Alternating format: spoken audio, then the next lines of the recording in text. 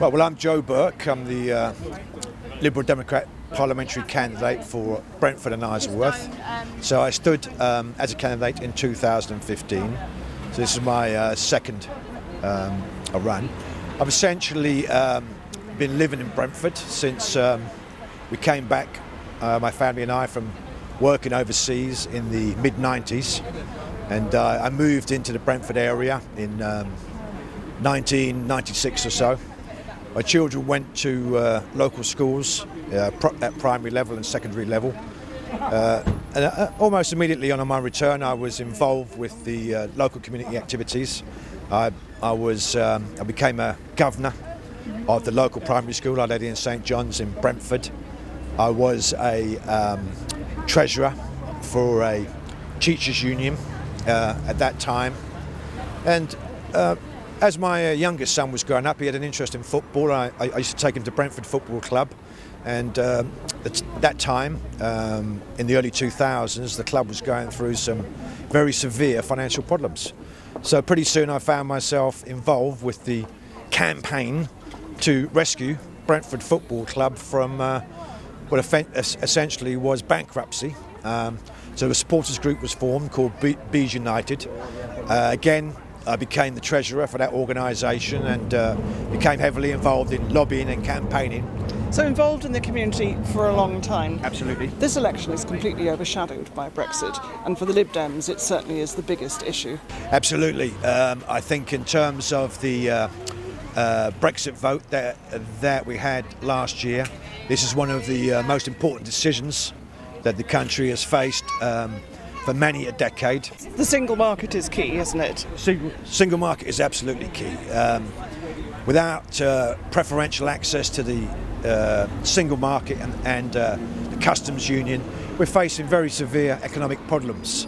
Having tariffs put up between ourselves and our major trading partners in the European Union, we think would be extremely detrimental to the country's future. It's going to affect everything we do, from the economy to the way we fund or our ability to fund our public services, whether that be the NHS, education, schools and so on. You mentioned that you stood in the last election. In the last election there was a differential in votes of nearly 20,000 between yourself and Ruth Cadbury and Mary MacLeod. So if Brexit is the most important single issue to you, why would you not stand down in favour of Ruth Cadbury, who has a fighting chance of being elected? Well, I would disagree that Ruth Cadbury has a fighting chance of winning. I think the Labour Party, from what we've seen over the last 2 years, essentially has imploded. If you look at the local election results yesterday, they were absolutely disastrous for the Labour Party.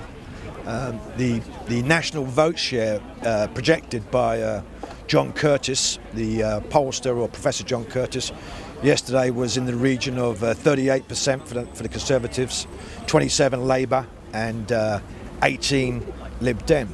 Now where we stand at the moment is essentially a vote for a Conservative MP is guaranteeing a hard Brexit. The Labour Party has trooped its MPs through the lobbies to vote for the exercise of Article 50. So Labour as a party is not going to make any effort to stop the... But Ruth, as an individual, voted against the triggering of Article 50. So we know that she is not afraid to stand against her own party on a matter of principle, if it's something she cares about.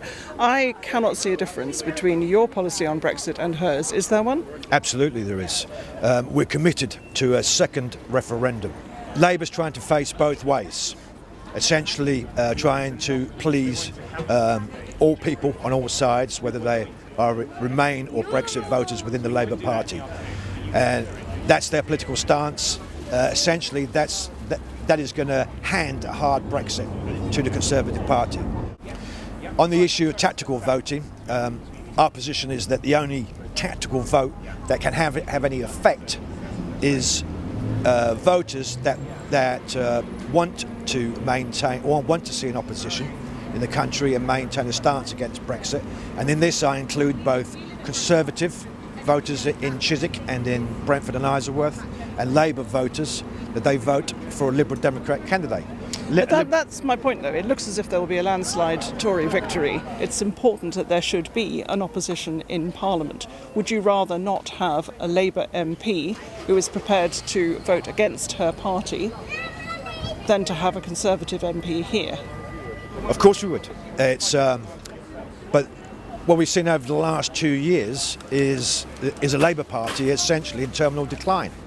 So there's a very strong prospect, I think, that the Labour Party will see a split after the election. We're facing a situation now where, if polls are to be believed, we'll have a Conservative government with anywhere up to 3 times the number of seats that the Labour Party holds, and a very divided Labour Party that can't agree on its policy. You didn't do brilliantly in the elections, did you? The local elections? Well, we did very well in increasing our vote share, but that did not translate into seats. And that is the problem at present for the Liberal Democrat Party. Although we can increase our vote share, it's not concentrated enough that it translates into seats. So the Greens in Ealing, Central and Acton have decided not to field a candidate, and they've got a promise from Rupa Huck that she will actively campaign for proportional representation. Now, Ruth Cadbury has said she's happy to actively campaign for proportional representation. So when we've crashed out of the European Union and left the single market, it will be sufficient for you to be able to say that you increased your share of the vote? No. The bottom line is this, is that hard Conservative voters will not vote for a Labour candidate. Hardcore Labour candidate voters will not vote for a Conservative in their lifetime. The only party that members of both parties will consider on a single issue like Brexit is a Liberal Democrat candidate.